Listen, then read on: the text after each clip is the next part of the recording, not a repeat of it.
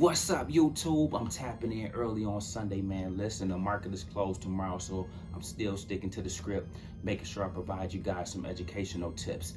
Hey guys, I got a couple plays that I want to put on your radar, more or less as you guys start to understand better how to develop and construct your portfolio, okay? Sometimes you have things that are high growth in nature.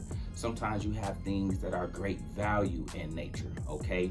And today I want to talk to you about, when we talk about value, it's not so much about price, okay? It's not so much about how much the price of the stock is, more or less than it's about where it's at in terms of valuation, in terms of PE ratio, okay? So today I got a couple I want to put on your radar. If you don't have these as part of your fold, if you can't consider all, consider one. If you do have them, let me know. If you at least got one of these, if not all of these, as part of your portfolio makeup, okay? Every single day, I'm gonna make sure that I'm pouring into you guys and making sure that if nothing else, you know how to properly build out your investments so that you can have the best growth overall in the long run, okay? So without further ado, guys, let's go ahead and dive into a couple of them, all right? To kick it off, man, I'm gonna start with Google, okay? Now listen, guys, you know Google. Most people use that as a search engine. If you didn't know, it owns YouTube, and it's just a beast in terms of everything that they bring to the table and how they dominate their space, okay? But listen, throughout this stock market crash, in this bear market the last 5 months, or if you take it back even further to 2021, they had just been beaten down, okay? However, it's one way to look at it in terms of if it's beaten down or whether or not it is now at a great value, okay? And that's what I want to spend some time with you guys about today. Stocks like the ones I'm gonna present to you today, very rarely, at least in my years of doing this, they very rarely come down to levels that they are so cheap that you can't pass up an opportunity to get at least one of these, if not all, okay? But again, Google is at a level that I want you guys, if you don't have this as part of the mix and you want a great company that's already got their money in order, got their books on point, got cash flow, got revenue, are doing their thing overall, minus the little challenges here and there that everybody go through.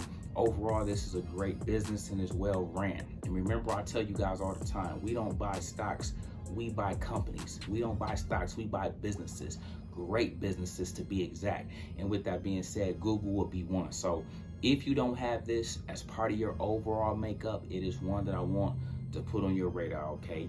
The next one, guys, would be Tesla, okay? Many of you are familiar with this one, but as I often tell you guys, the EV is the future. No matter how they try to cut it, how they try to slice it, guys, the way of the world is going EV. So whether you got an EV now or not, you will have one in 2035, okay? It's just how they're forcing that into the equation. Sometimes you gotta lean into things like that and embrace where the world is going. Tesla, okay, under 750, and you guys know I got my own price targets. I like not only 100, 680, 580 and below. You guys can't pass up a better company. I'm talking about that's a leader in the EV space, as well as solar and so many other things because of who's at the helm. You guys got a great opportunity and a great value when they're at these levels. So listen to this. If Elon Musk continues to do stuff and beef with Wall Street and they continue to knock the stock price down, you guys need to see that as an opportunity to add to your position. You guys need to see that as an opportunity to be able to accumulate more shares of Tesla, okay? And again, that is a type of stock that has hyper growth still in front of it. You guys see, I always tell you guys about having runners in your portfolio. Tesla is a runner, Nvidia is a runner, Boeing is a runner, Chipotle is a runner. Certain stocks are runners, and when you get them, they can do wonders for your portfolio. I always tell this story because it happened recently and it happened for us in 2021.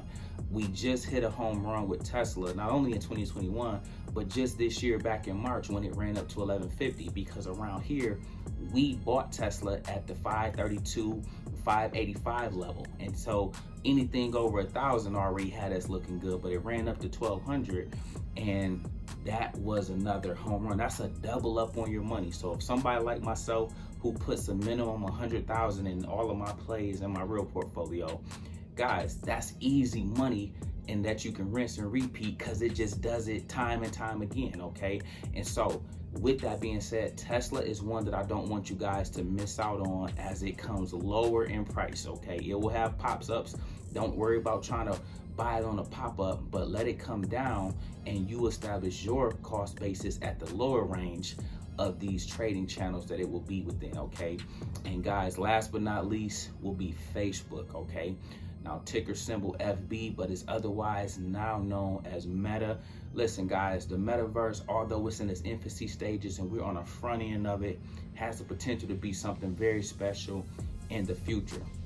So now making a bet on Facebook, you guys will be banking on something that you don't know yet. So you have to be operating by faith because it's still an unknown whether or not the metaverse is going to come to fruition the way people are believing it too. However, Facebook, the current company as is a beast, whether you like it or not. Facebook as is cash flow positive. They are one of the best, know what I'm saying, in terms of their balance sheet, in terms of just being a beast across the board with how they do business, okay?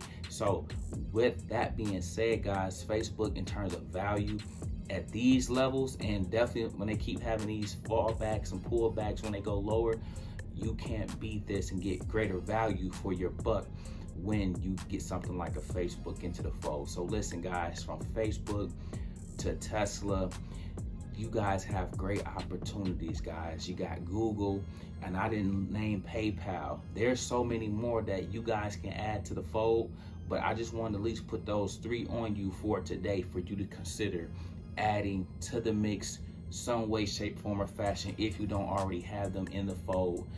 Okay, listen, with that being said, guys, up next is our word of the day, and our word of the day is wash sale. Okay, guys, I want to talk to you very quickly about a wash sale, what it is, and how it may be of benefit to you, or you just need to add this to the Rolodex if nothing else, okay? So a wash sale typically happen when you sell a stock at a loss, first and foremost, okay? Secondly, when it's a wash sale, in order to avoid a wash sale, you need to wait 30 days to rebuy it again, okay? So if you were at a loss and you sold and you wanted to rebuy that stock back though, in order for it not to be a wash sale, you need to wait 30 days, okay? If you buy it before 30 days, nothing happens. It's just you no longer can write it off as a loss on your taxes. And for those that like to make strategic moves with their plays like that, like, you know what, I lost in this play, but okay, I'm gonna offset my gains for the year with this loss. You just would be not able to do that on that particular stock. So typically, if you sell at a loss, you want to wait 30 days to buy it back if you want to use the loss on your taxes. If you don't care about that and you just look like, man, I was new to the game, I bought this stock at 16, now it's sitting at 12, I'll go ahead and take the loss because I'd rather have it at 12 than 16. I just want it at this level. Say that was the example, okay? Boom, you just charge it to the game. You don't worry about no taxes or nothing like that. You get the stock, boom, you ride it back up, hopefully for a double up, okay? But a wash sale, that's all it is, guys. It's selling a stock and then trying to buy it back too quick, okay? And if you want to have it be a wash sale or avoid it becoming a wash sale, I should say, you need to wait at least 30 days if it's the stock you're selling at a loss. Now, really quick, the reverse of that. If you have a stock and you have sold it at a gain, okay, that's capital gains, that's not a loss. So the whole wash sale thing doesn't apply. You just are taking profits. Now listen, the only thing you got to worry about from a tax standpoint is whether or not you held that stock a year or less than 12 months, okay? If you held it over a year, you're gonna get taxed on those capital gains at 12%, I should say. If you held it less than a year, they're gonna tax you your capital gains at 15%. So to be clear, if you held over a year and you have capital gains or you took profit, you just get taxed at 12%, okay? And if you held it under a year, your capital gains will be taxed at 15%. So you see how they try to encourage long-term investing because they tax you even differently based on whether or not how long you held your play. Hope that was helpful. Add that information to your Rolodex. We're going to always be learning and earning and making sure we're educated and informed around here. Do me a favor. Remember, when they sleep, we eat. When they panic, we pounce. We make videos like this every day. So if you like this one, make sure you check out the next one. Remember, most people see the end result. Very few consider the journey. Do me a favor. Don't forget to like, subscribe to the channel. Make sure you guys grab some free stock using my link below. And I'll catch you guys in the next one. Peace.